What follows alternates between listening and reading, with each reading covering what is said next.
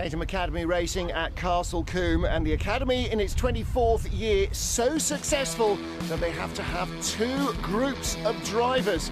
Well, Chris Moore leads the white group from Dan Piper by just 4 points, with Alan Venters third in the standings after the first two sprints and two races. And it is Chris Moore who's on pole position for the third race of their season here at Castle Combe. Now, this will be new territory to all these drivers. Like the green group within the Academy, everybody here is an absolute raw rookie.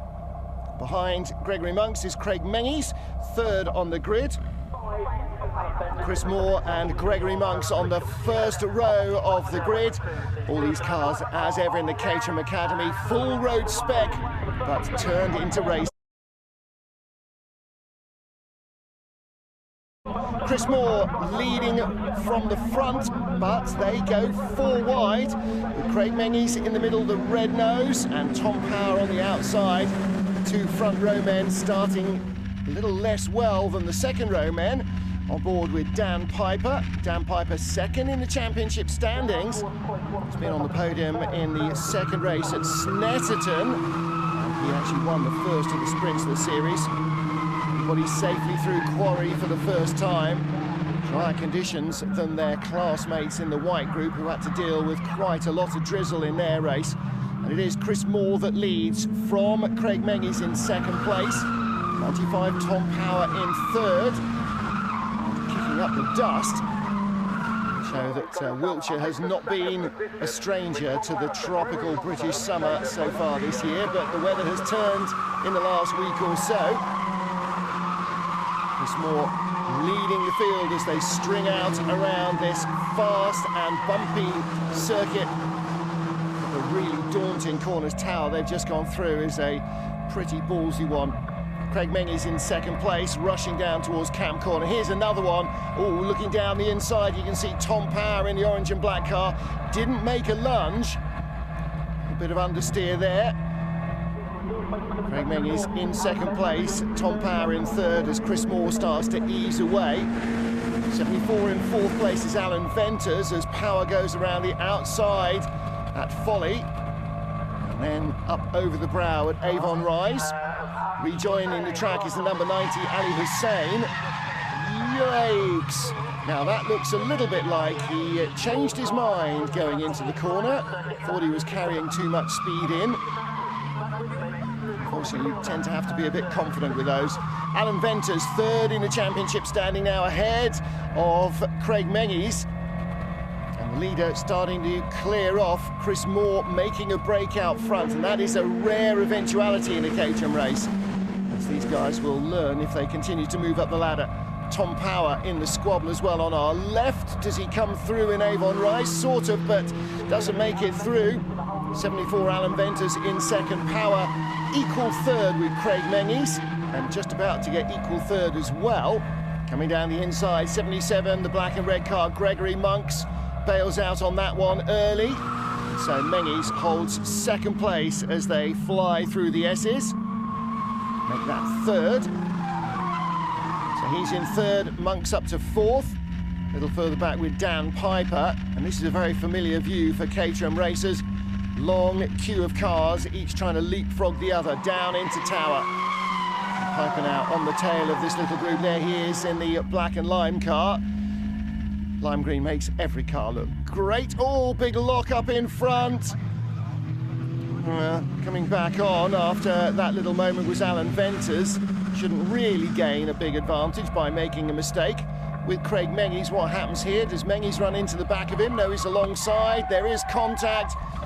And then Venters, straight lines to chicane, comes out quite a long way in front. Craig Menzies holding everybody else up a little bit. Tom Power going around him. There from the other side, you see that Venter has to bail on making the chicane. Venter's still in front of this little pack here. Tom Power trying to go the long way around the outside. Two wheels on the grass, gets away with it in the dry. And into Avon Rise. He goes through.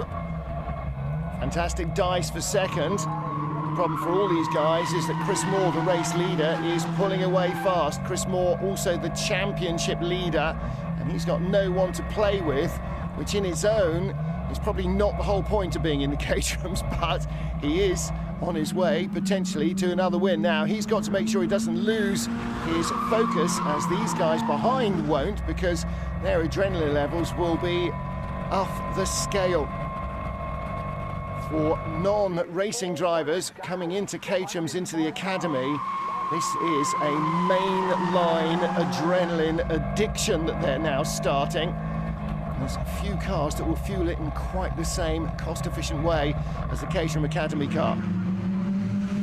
Second, third, fourth, fifth, sixth, all together. There's the 28 car, Craig Mengies. Battle for second place then. 74, Alan Venters, just in front of Gregory Monks. But only just, and trying to sweep around the outside comes Tom Power, 95. Doesn't mind the outside line, does he? On board with Craig Mengies.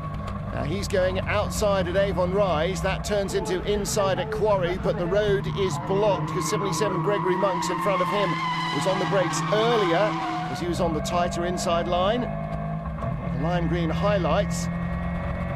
Second camera car closing in from behind. Dan Piper with the lime green highlights around the outside of Alan Venters, and Venters loses it. Oh, I'm afraid Mitt Assey couldn't avoid him. Looks like Mitt Assey has got a broken right front steering arm as well. He gets going again though. Well, watch Alan Venters in the 74 car. Just gets on the gas too early. Car spins. Mitt Assey has nowhere to go. Back with our second place squabble. Gregory Monks at the front of it, and a big moment for 95 Tom Power. Tiny contact there, Craig Mengies. Whoa! Gets a little too hot there into Bobby's. And around the outside, Tom Power recovers. Here comes Dan Piper. Unlike the two in front, he was not slow through the Bobby chicane. So down to Camp Corner, catching both of them. Deciding discretion was the better part of valour when it came to sticking his nose down the inside there, though. He was catching them fast, but decided not quite fast enough to get by. Right with him, 49, Glenn Moole. Moole has come from 9th on the grid. Dan Piper was 10th. Here is our race leader, Chris Moore, the man on pole position, the man who leads the standings way out front. He's already started lapping slower cars, gone by Aki Hussein, who had that lurid spin earlier. And the group behind him is starting to split up as well. There you can see 95 car of Tom Power. Closing in behind 49, Glenn Moole. And Chris Moore in traffic. Got to make sure there are no mistakes here, particularly as it looks like it's starting to drizzle now. The good news, though, is that the checkered flag is awaiting, and Chris Moore is heading towards it for his second race win. He also won one of the two sprints, so the championship leader adds to his tally with victory in Castle Combe. Craig Mengies second at the line, but he's got a track limits time penalty. So too has Tom Power, who'll come across the line in third place. And the 95 car will drop down the order, as does Gideon Wilkinson in 99. He too has got 15 seconds of track penalties. Oh! And problem there. Last corner spin for 53, Nick Smith. Gathers it all up though. And gets to the checkered flag. So after the time penalties are awarded, no dramas for Chris Moore. He didn't have to battle anyone, so managed to keep it on the grey stuff. But it's Gregory Monks second, and in third place, Dan Piper. Confirmation of the result then for our white group. Chris Moore, Greg Monks, Dan Piper, the top three after everything is taken into consideration. Craig Mengies dropping to 6th. So I was waiting for one of these guys to show up in the mirror, and I was scared to push it too hard just in case I made a stupid mistake, but yeah, I'm happy with the result, so good. Obviously I didn't want to end up in the bags, so just try to keep it clean and just be a little bit patient.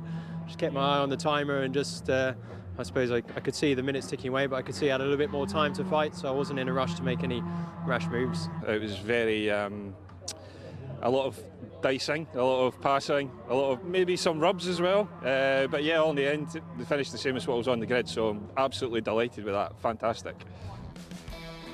Well, Chris Moore now with an extended championship advantage of a whole 7 points over Dan Piper and Alan Venters. Looks like this one is going to the wire as well. And next time out there at the high-speed Thruxton circuit.